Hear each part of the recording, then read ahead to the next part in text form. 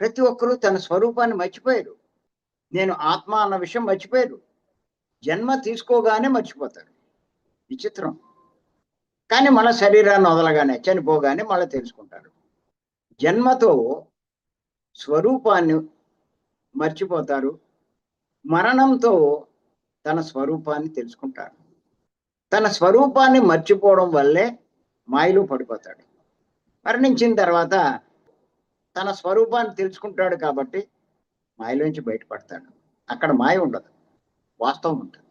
ఒకవేళ వాడు జీవించి ఉండగానే మరణించకపోయినా తన స్వరూపాన్ని తెలుసుకోగలిగితే వాడు కూడా మాయను జయించిన వాడు అవుతాడు. మాయలో ఉన్నంతకాలం అన్ని రివర్స్గానే చేస్తాడు. చెయ్యకూడనివే చేస్తాడు, విరుద్ధమైనవే చేస్తాడు. కానీ మాయలోంచి బయటపడిన వాడు చెయ్యవలసినవే చేస్తాడు. మాయ అంటే ఏమి లేదండి, లేనివన్నీ ఉన్నాయి అనుకోవడం. శరీరం ఉందా? శరీరం లేదు. పిల్లలు ఉన్నారా? పిల్లలు లేరు. బంధువులు ఉన్నారా? లేరు. ధనం ఉందా? లేదు. ఇవన్నీ ఉన్నాయని అనుకుంటున్నారు, అదే మాయ. ఇవన్నీ నావి నావి అనుకుంటారు, అవే మాయ. అదే చెప్పారు శంకరాచార్య వారు జాగ్రత్త పంచకంలో. కొత్తగా మనం రాశాం ఆ పుస్తకం, జాగ్రత్త పంచకం, శంకరాచార్య వారు చెప్పింది. ఒక్కసారి చదవండి, మీకు అర్థమవుతుంది ఎంత స్పష్టంగా చెప్పారో శంకరాచార్య వారు. ఎంతటి గొప్పవాడండి ఈయన.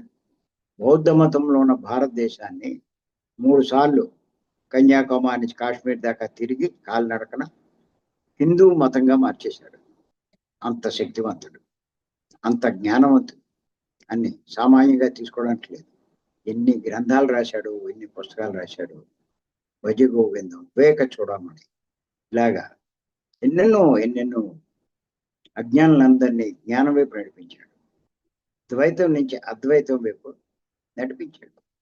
అటువంటి శంకరాచార్య వారు బోధించిందే జాగ్రత్త పంచకం.